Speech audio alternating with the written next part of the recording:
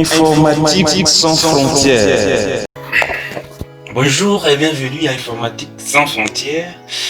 Nous continuons la réalisation de notre site internet Informatique sans frontières, qu'on a donné le nom de TIC sans frontières qui est là.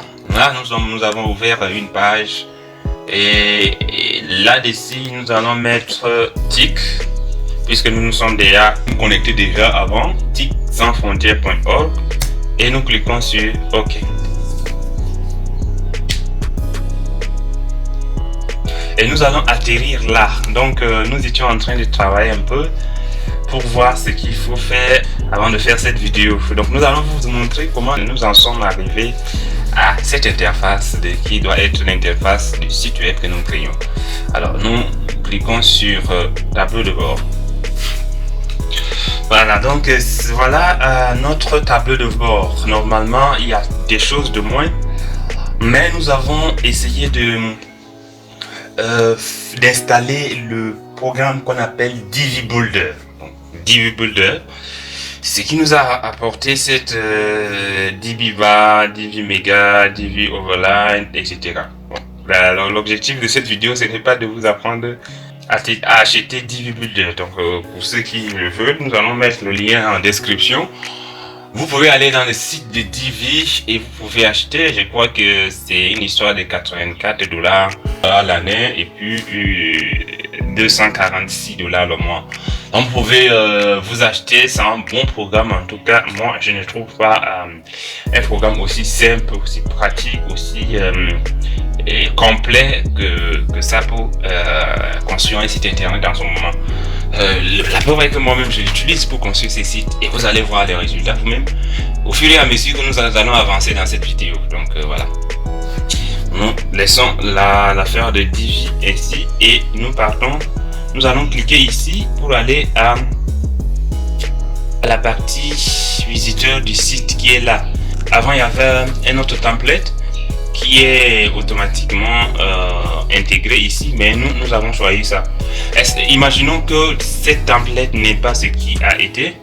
Nous allons essayer de vous montrer comment nous avons emporté cela. Donc pour ce faire, nous allons venir, peu importe le template qui se trouve ici, nous allons venir dans modifier la page. Et dans modifier la page, nous allons trouver la page qui se présente ainsi. Donc c'est les grandes lignes, après les petites, après etc.